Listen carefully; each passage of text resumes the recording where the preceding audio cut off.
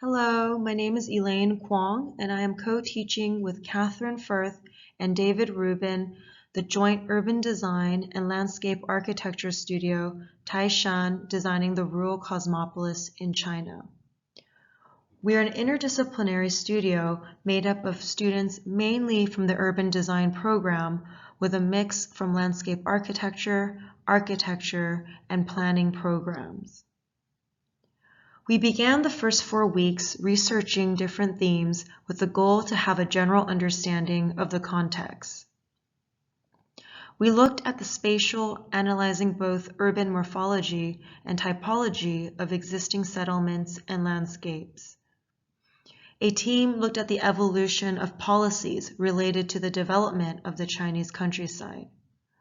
We also studied various revitalization case studies in the world, nationally in China, and locally in Taishan. Needless to say, our studio was affected by the COVID-19 situation very early in the semester. Fortunately, we adapted to the sequences of surprises, from our studio trip being canceled in the second week to full campus evacuation in March. Despite the challenging conditions, the students managed to keep their spirits up and produce very compelling work. The purpose of this studio is to explore alternative forms of rural revitalization in Taishan, a rural county in southern China. We specifically respond to a recent transformation where urban migrants return to the countryside and participate in a self-initiated creative economy. At the same time, the local government is formulating local policy to incentivize development in the tertiary sector. This reverse migration is a common pattern happening all over China today. This is due to various factors, including the diminishing supply of surplus labor, a reduction of economic opportunities in urban centers, and policies created to limit urban inflow. Although many migrants have integrated themselves into their urban host cities, there are equally as many who have always seen themselves as a temporary visitor. A typical returning migrant has earned 20 to 30 years of savings during a life of subsistence in their host city, and today he plans to go back to his rural origin or a new rural area that provides an alternative lifestyle for fulfillment and socio-economic mobility. Our studio did not have the opportunity to visit the site. However, we've managed to conduct remote research and gather site-specific knowledge and understanding of local transformation. With the help of the local government, we organized a virtual engagement where student teams interviewed local stakeholders involved in the new creative economy. Through this process, they mapped the constituents' migratory journey arriving to Taishan and drew strong conclusions of their attitude towards integrating with the community. We interviewed returned migrants native to Taishan who have lived most of their adult life in large cities, both internationally and domestically. Today, they are running small businesses in Taishan. We also spoke to individuals who are not native to Taishan, but are interested in the local culture and are operating businesses that focus on promoting and capitalizing on Taishan's distinct cultural assets. Today, Taishan is witnessing this micro-migration of returning migrants. However, what makes Taishan unique to the rest of China is that this circular migration has occurred for 4 generations already, beginning in the late Qing dynasty, where China's first large wave of migrant workers departed from Taishan, making our site the origin of China's diaspora community and transnational identity. Going abroad was made possible because of southern China's extensive trade links with the rest of the world. Ironically, this increase of outward migration did not disconnect the migrant from their origin, but only reinforced the connection. This is due to the stability and longevity of the ancestral clanship that served not only as the spiritual connector, but also acted as a form of local governance in Taishan's community. Taishan migrants inhabit both their host city and their origin. This mobility of the migrant gave rise to the circulation of labor and capital, which enabled an exchange of culture and ideas that resulted in a new social space occupying multiple worlds. As a result, the culture is rooted in ancestral history, coexisting with transnational mobility and openness to difference. The exchange is reflected not only in the clothes people wore, the products they used, but also in the built environment. From the facade ornaments to the urban morphology, the resulting characteristics display the diverse cultures absorbed and unified into the existing vernacular. The existing vernacular follows strong principles of orientation, relationship to natural features, and passive design that are all based on feng shui guidelines. During 1900 to 1937, Taishan's peak development from agrarian to modernity was self-initiated by the clanships. This self-organization demonstrates an effective local governance that mediated between the central government initiatives and the village residents' customary ways of living. This vision for socio-economic growth ended in 1937 as the nation entered the Sino-Japanese War and political instability. This led to a national hiatus for the next 5 decades. To situate our site, here is a breakdown of the Chinese administrative levels in relation to our site in Duanfen Town. Starting from the far right, Duanfen Town is one of 16 towns in Taishan County, with a total area of 100 square miles, roughly the same size of Boston City. Taishan County is in the southern part of Jiangmen Prefecture. Taishan is in the western periphery of the Greater Bay Area megalopolis. The county is 2 to 3 hours west of megacities such as Hong Kong, Shenzhen, and Guangzhou. After the economic reform in 1978, much of the urban growth began in the major cities located along the Pearl River Delta.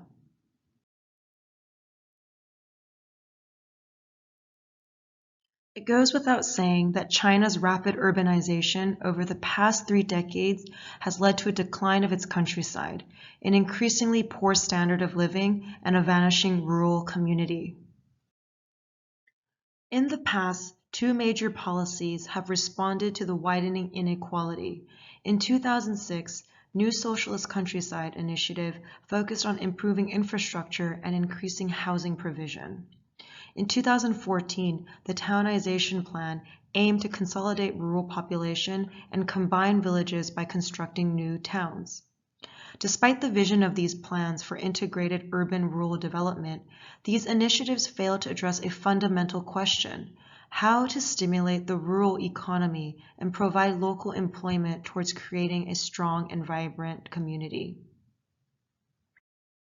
Discussions of Chinese heritage protection did not gain attention until 2003, and since then, heritage protection have been given a stronger legal status. More recently, central and local government have been creating policy to capitalize on Chinese heritage by incentivizing tourism and new service industries as the primary economic catalyst for rural growth. However, in practice, these institutional frameworks typically manifest in 2 ways that lack imagination. The first I refer to as the Wuzhen model, where the local government incentivizes developers to lease ancient villages and capitalize on them as a form of theater. They are represented by monumental architecture and expressive ceremonies catering to an international audience.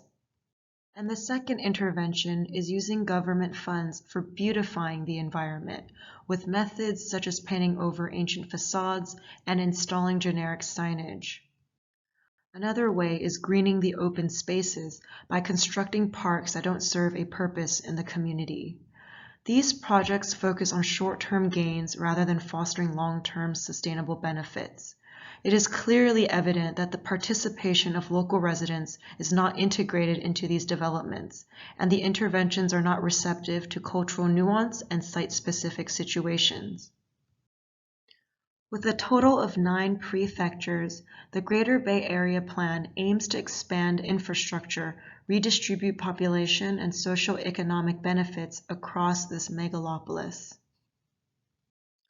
Today, 42% of Taishan's population lives in the central urban area, Taichung City, while the rest resides in the villages in the rural landscape. Our site is located in the central area, Duanfen Town. Zooming in, one major provincial level road passes through our site, which connects to Taichung City up north and Macau and Hong Kong to the east. Most of the scattered villages are built along the river corridors, with two dominant settlements, market villages and farm villages. Market villages host periodic farmers' markets based on the lunar calendar dating back to Qing Dynasty. Although Duanfen's market day has been terminated, neighboring markets in Taishan are still very active. The marketing system is integrated into the everyday lives of the villagers, and its value is far beyond economic concerns. The positioning of the market village is strategic in relation to a larger territory of farm villages and natural networks.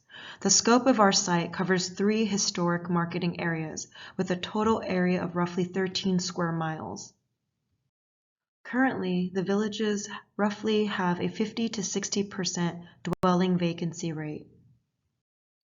Following the townization plan enacted in 2014, the local government follows a general plan aiming to consolidate their population into the new town center by 2030.